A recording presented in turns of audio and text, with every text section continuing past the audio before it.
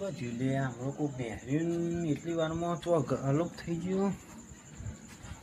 ખરેખર ભૂત જેવું તો શક્યતા છે આવું ને આવું બીજી ત્રીજી વખત પડતો આવ્યો શું કરવાનું છોકરો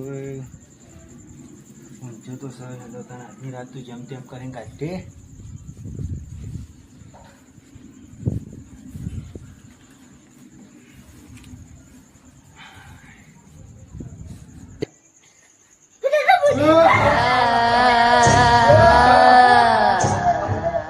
ભાઈ આ બાત થઈને આવી